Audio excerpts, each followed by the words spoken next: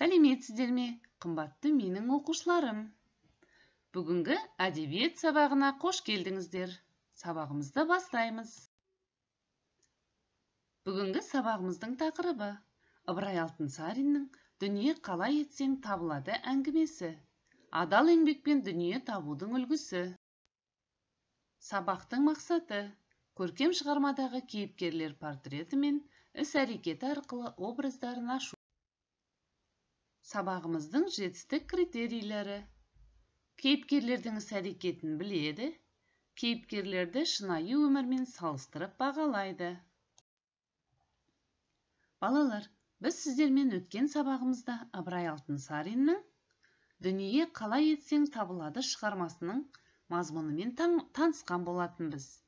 Бүгінгі сабағымызда кейіпкерлерді шынайы өмірмен салыстырып бағалайық. Бірден тапсырманы орындайық. Бірінші тапсырма. Бүгінгі қоғамда қайыршылықтың шығу себебі неде? Қалай ойлайсыздар?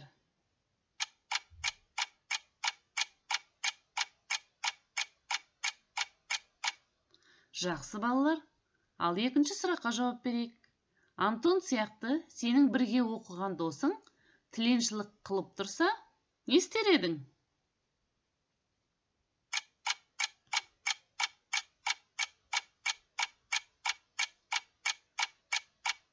Жақсы, жарайсыздар.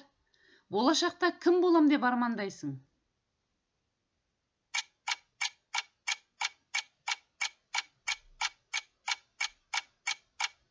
Жақсы балалар, армандарыңызға жетерсіздер деген үміттемін, тілегім де бар. Ал енді соңғы сұрақ. Ыбырай аталарыңның еңбек тақырыбына жазған тағы қандай әңгімелерін білесіңдер?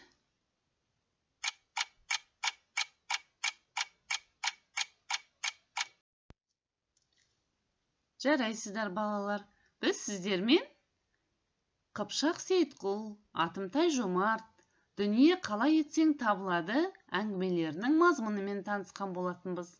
Бұл әңгімелердің басты тақырыбы еңбек, адамгершілік тақырыбына байланысты айтылған екен. Ал жақсы, онда келесі тапсырманы орындайық. Екінші тапсырма. Ыбырай Алтынсариннің Қыпшақ Сейітқұл, Атымтай Жомарт, «Дүние қалай етсең табылады» әңгімелерінің кейіпкерлері Сейітқұл, Атымтай Жомарт, Антондардың ұқсастықтары мен ерекшеліктерін Вен диаграммасы арқылы түсіндіріңдер. Ал жақсы балалар, тексеріп көрейік. Мен сіздерге бір шағын ғана үлгі ретінде көрсетсем, мен қалай талдар едім. Бұл жерде мен сіздерге Антон туралы айтсам деп тұрмын. Антонның ерекшелігі. Антон еңбек етуге ерінетін адам. Қайыр сұраудан арланбайтын адам еді. Бірақ ол өзінің жалқаулығын жеңді. Еңбек еткен Антон бұл өмірден шексіз бақыт пен байлыққа кенелді. Еңбекқорлығының арқасында. Ал әңгімелердің ұқсастығын мен былай деп айтар едім. Аянбай, ерінбей еңбек етулерінің арқасында үш кейіпкеріміз де жетістікке жетті. Тағы қандай ұқсастықтары бар? Қанекей балалар, ойланайық, жауап берейік. Келесі орындайтын тапсырмамыз үшінші тапсырма. Үшінші тапсырма бойынша балалар мына кестені толтырайық. Үш әңгімесі бойынша. Әңгіменің тәрбиелік мәні қандай? Тақырыпқа сай қандай мақал-мәтел, нақыл сөздерді келтіре аласыз? Өз көзқарасыңыз әңгімеден қандай тұжырым шығаруға болады? Қанекей балалар, ойланып, кестені толтырамыз. Ал балалар, сіздерге кішкене жеңілдік болсын. Және де мына тапсырмаларды қалай орындау керектігі бойынша Қыпшақ Сейітқұл әңгімесін үлгі ретінде алып көрсетейін. Қыпшақ Сейітқұл әңгімесінің тәрбиелік мәні қандай? Қыпшақ Сейітқұлдың ақылдылығы мен тапқырлығын, еңбекқорлығын жастарға, яғни мына сіздерге үлгі етті. Үлгі алсын деді. Ал керісінше ағасының ісінен жиренуге шақырды. Ал енді осы тақырыпқа сай қандай мақал-мәтел немесе нақыл сөздерді келтіре аласыз? Мен мынандай үлгіні ұсынар едім.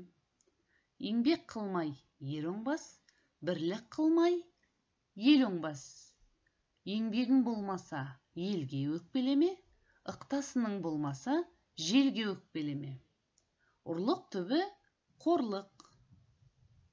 Өз көз қарасыңыз әңгімеден қандай тұжырым шығаруға болады? Мен мынандай тұжырым шығарар едім. Адал еңбек түбі тек жақсылыққа апарады екен, ал ұрлықпен келген жақсылық пайдаға аспайды. Ал балалар, іске сәт. Қалған екі әңгімені осылай кестеге толтырып жазыңыздар. Балалар, бүгінгі тапсырмалардың барлығы сіздерге түсінікті болды деген ойдамын. Ендеше сабағымыздың соңына да келіп жеттік. Сабағымызды қорытындылайық. 3Q әдісі арқылы өз ойымызбен бөлісіп, ой қорытынды жасайық.